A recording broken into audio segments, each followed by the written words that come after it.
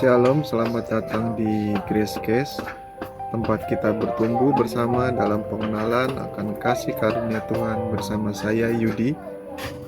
Mari membuka hati untuk menerima kebenaran firman Tuhan yang memerdekakan, sebab hanya kebenaran yang akan membuat kita hidup dalam kemerdekaan yang sejati.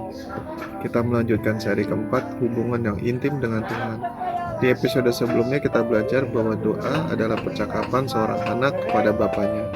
Hari ini kita akan membahas pertanyaan yang sering muncul, apakah Tuhan masih berbicara kepada kita? Dan jika iya, bagaimana kita belajar mengenali suaranya? Banyak orang berkata, seandainya aku bisa mendengar suara Tuhan. Padahal Yesus berkata bahwa domba-dombanya mengenal suara gembalanya. Artinya mendengar suara Tuhan bukanlah hak istimewa segelintir orang. Itu adalah bagian dari hubungan setiap anak Allah kepada Bapaknya.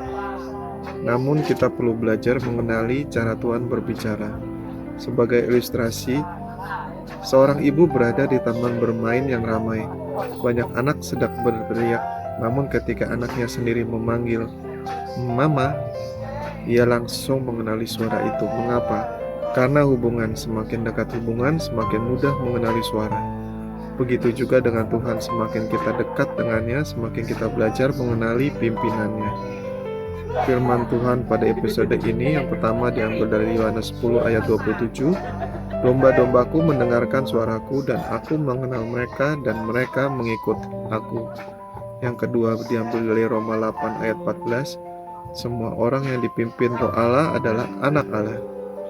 Yang firman ketiga diambil dari Mazmur 32 ayat 8. Aku hendak mengajar dan menunjukkan kepadamu jalan yang harus kau tempuh. Aku hendak memberi nasihat, mataku tertuju kepadamu. Tuhan masih berbicara kepada anak-anaknya. Cara utama Tuhan berbicara adalah melalui firman-Nya.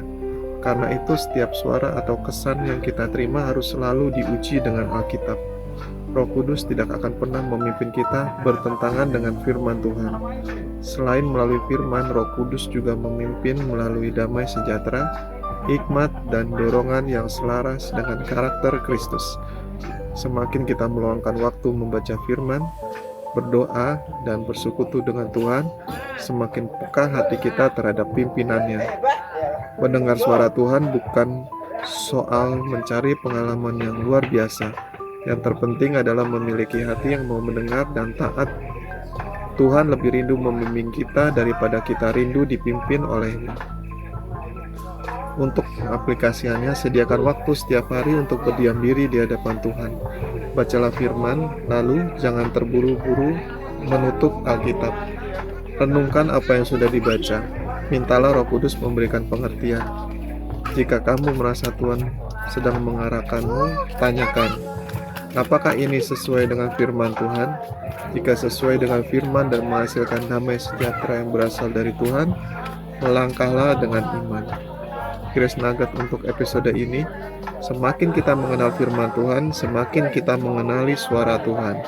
Mari kita berdeklarasi, aku adalah domba yang mengenal suara gembalaku.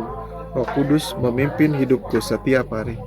Aku memilih tinggal di dalam firman Tuhan, sehingga pikiranku dibentuk oleh kebenaran dan langkahku diarahkan oleh hikmat-Nya. Aku percaya Tuhan setia membimbingku. Amin. Di episode keempat kita akan membahas tema tinggal di dalam Kristus. Apa arti tinggal di dalam Kristus? Bagaimana kita tetap dekat dengan Tuhan di tengah kesibukan hidup? Dan mengapa hubungan yang terus-menerus dengan Yesus menjadi sumber kekuatan bagi orang percaya? Jangan lewatkan episode 4. Terima kasih sudah mendengarkan Grace Case. Jika episode ini memberkati hidupmu, jangan lupa bagikan kepada keluarga, sahabat, dan orang-orang yang kamu kasihi, supaya semakin banyak orang mengenal kasih karunia Tuhan. Dan ingat, kasih karunia bukan hanya awal dari kehidupan Kristen. Kasih karunia adalah cara kita hidup setiap hari. Saya Yudi, pamit undur diri. Sampai jumpa di episode keempat, seri keempat.